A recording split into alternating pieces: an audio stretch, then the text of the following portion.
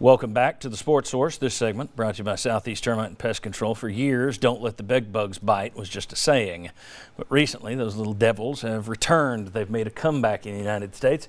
And if you happen to be dealing with bed bugs, and from what I understand, more people deal with them than I had thought, call Matthew Haynes and the team at Southeast Termite and Pest Control. If I had to deal with that, that is who I would call. They're the best locally owned, well, they're the best pest control group in the country. In the country. But certainly locally, they're the best, and they're the biggest locally owned pest control company here now. So Southeast Termite and Pest Control, get with a good family business that's been here for 40-something years, almost 50 years now. All right, Vols news this week, and I knew at 1 o'clock in the morning when I'm doing these graphics that I would leave somebody off, and I did.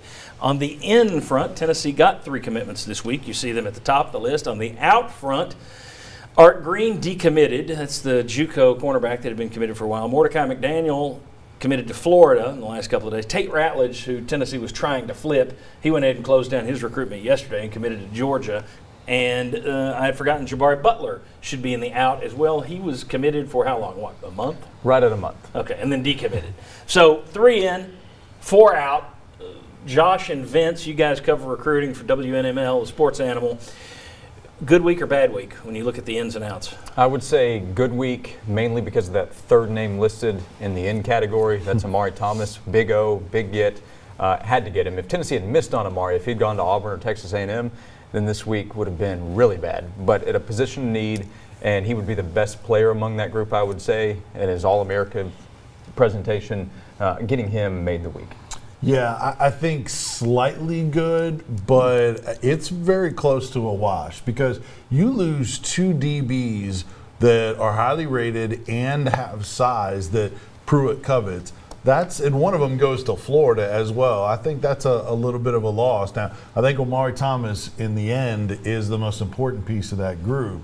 But I don't think you can just gloss over a couple of those. I'm not saying you are, but yeah, you are. I think losing two DBs with size hurt. I'm surprised that it was as tight as it was there. You got 3, you lost 4. Just the sheer numbers would be.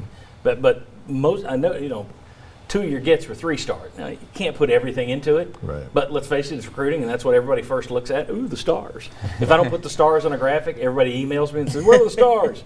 So, you lost some bigger names, got a couple of smaller names. Those guys may be All-Americans.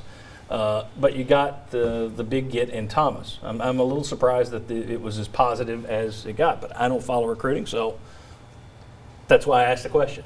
Now, let me ask you a question for Bob and David very quickly. While I ask you this, I'm going to put up Tennessee's commitments so far. They've got 18 on the board. There you see them. The rankings and the positions are all done by 24/7 Sports.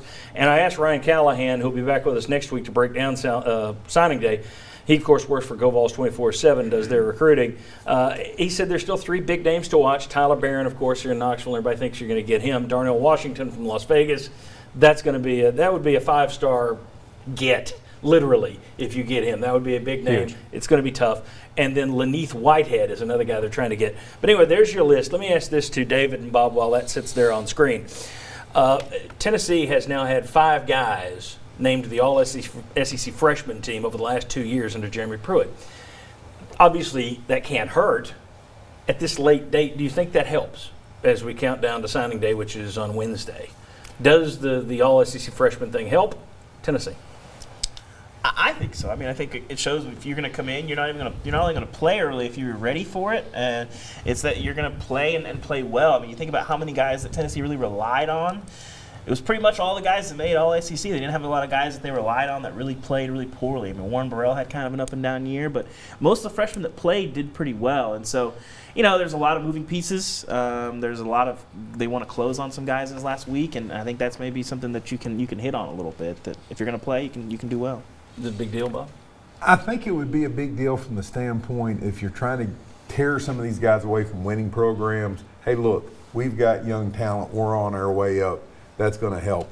As far as otherwise, yeah, you said it best. It can't hurt, but how much it would help. But to show that your program's on the upswing, I think it could help there for people who are negatively recruiting you, saying, okay, go to Tennessee, be 7-5, have a good time.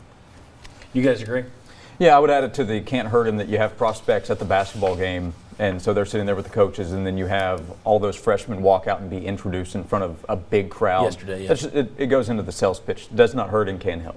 Yeah, I would agree with that. And one other thing, I think these are things that Jeremy Pruitt and the staff have been selling already. Right. They've been letting them know that, hey, look, these guys have been playing all year. Wanya Morris, Darnell Wright, all these guys. And I don't think it's a new topic, but it can't hurt for sure. Very good. All right, when we come back, are Pruitt and staff living up to expectations on the recruiting front? We'll show you where Tennessee has finished in recruiting ever since the SEC expanded. You might be surprised. Come on back.